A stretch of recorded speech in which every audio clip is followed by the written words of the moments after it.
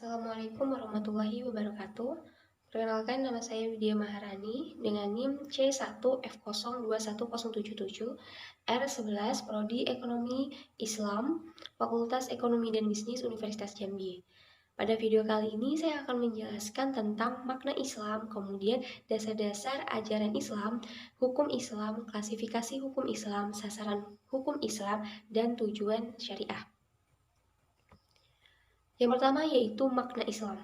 Islam berasal dari kata aslama yuslimu islaman, yang artinya tunduk dan patuh. Secara terminologi, makna Islam digambarkan oleh Nabi Muhammad SAW dalam sabda beliau.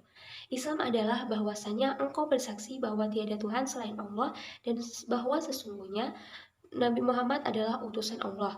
Engkau menegakkan sholat, menunaikan zakat, melaksanakan saum Ramadan, dan menunaikan ibadah haji ke Baitullah jika engkau berkemampuan melaksanakannya. Hadis riwayat Muslim. Beberapa makna Islam itu antara lain yaitu yang pertama, Islam adalah ketundukan. Yang kedua, Islam adalah wahyu Allah.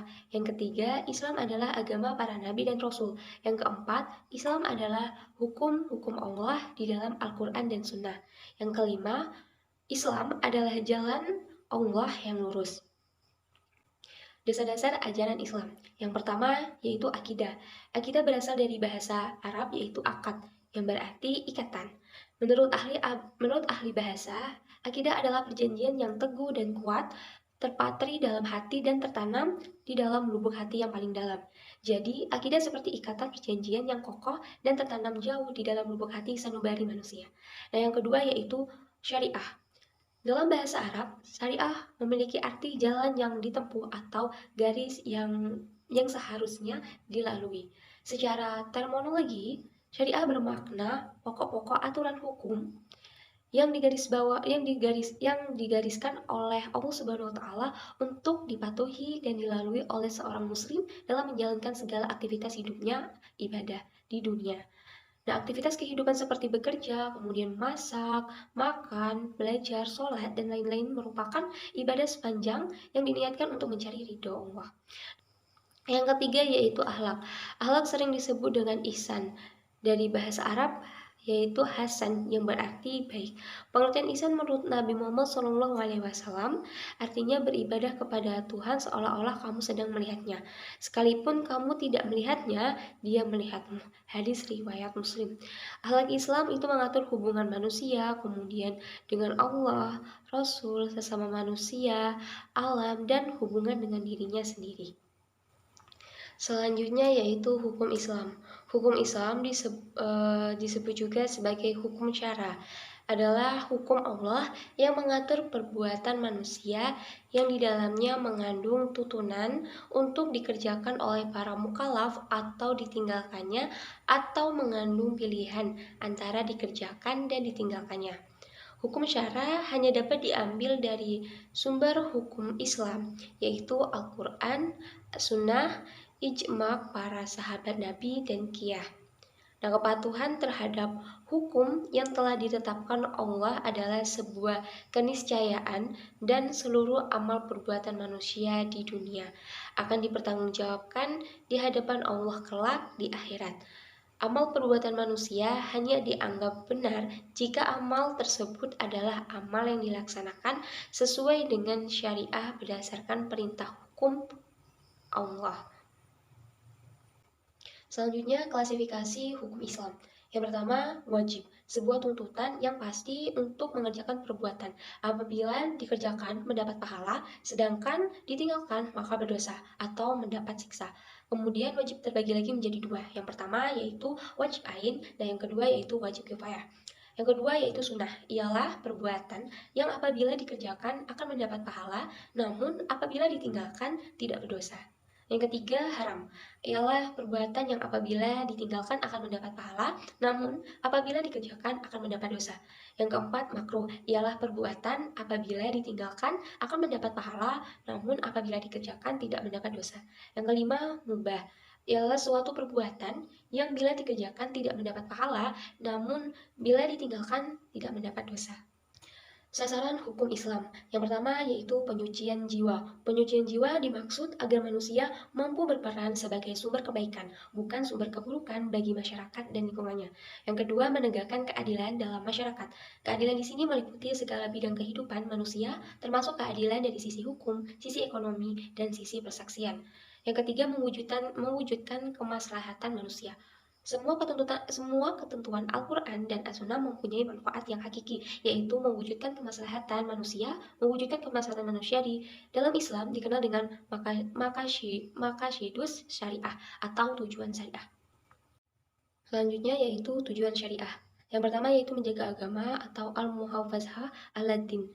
Untuk menjaga agama, Allah mewajibkan manusia menunaikan sholat, zakat, puasa, dan haji. Jika seseorang tidak beribadah, maka ia mendapatkan dosa di mata Allah karena tidak melakukan apa yang diperintahkannya.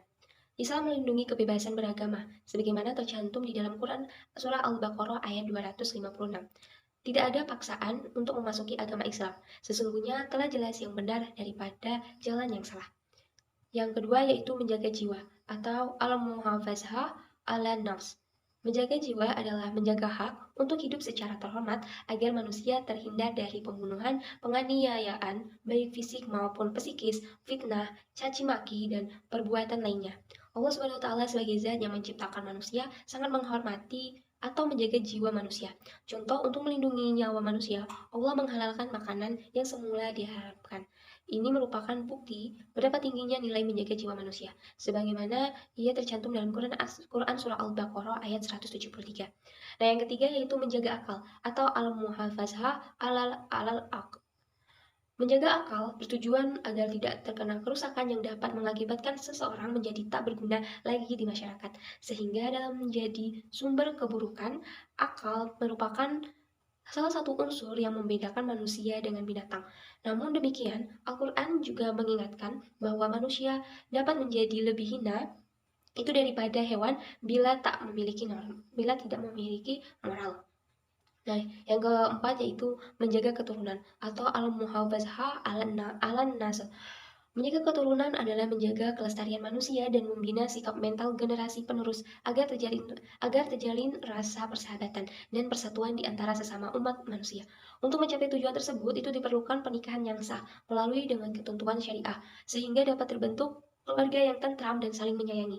Seorang anak yang dilahirkan dari luar pernikahan akan mengalami perkembangan mental yang kurang sehat.